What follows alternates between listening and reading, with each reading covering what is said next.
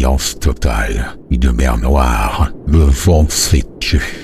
Et soudain, une forme gigantesque émerge des profondeurs. Des tentacules s'enroulent autour d'un navire. Le bois craque, les hommes hurlent. Puis, plus rien. Le Kraken a frappé. La légende du Kraken, née dans les eaux froides de Scandinavie.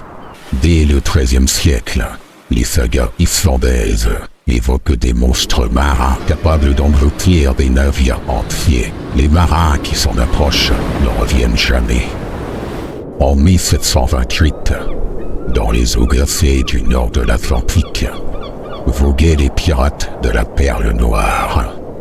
Un galion sombre comme la nuit, aux voiles noires et au canon affûté. Son capitaine, Elias Thorne, était un homme redouté, au regard de braise et à la voix grave comme le tonnerre. On disait qu'il n'avait peur de rien. Un soir de tempête, alors que les éclairs zébraient le ciel et que les vagues s'élevaient comme des montagnes liquides, la Perle Noire s'approcha d'une île oubliée, perdue dans les brumes scandinaves. Elias avait récupéré la carte d'un trésor mythique. Ce trésor fut trouvé dans une grotte creusée dans la falaise. La légende dit que cette grotte était protégée par une créature que les anciens appelaient Avkufa. De nos jours, on connaît ce monstre sous le nom de Kraken. Malgré les mises en garde de son second, un vieux marin borgne qui murmurait des prières païennes, Elias décida de se mettre en quête de ce trésor. Après un long périple en mer, ils étaient enfin arrivés. Le capitaine ordonna l'ancrage du navire, et avec son équipage, ils descendirent dans les profondeurs de la grotte. Torche à la main, ils trouvèrent enfin ce trésor maudit. Des coffres d'or, des bijoux et des artefacts couverts de ruines anciennes. Ils ramenèrent le butin sur le galion, mais soudain, un grondement sourd qui vibrait la roche comme un cœur qui s'éveille.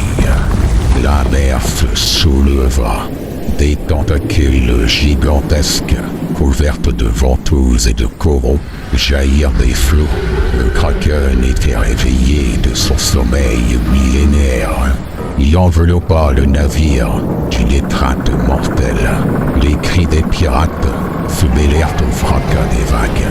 Elias, debout sur la proue de son navire, défiait à la bête, sabre à la main, avant d'être arraché du monde des vivants.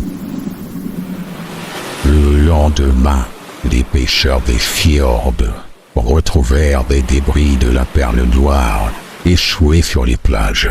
Depuis ce jour, on raconte que par nuit de tempête, on peut entendre le chant du Kraken et le rire lointain d'un capitaine maudit, prisonnier des abysses.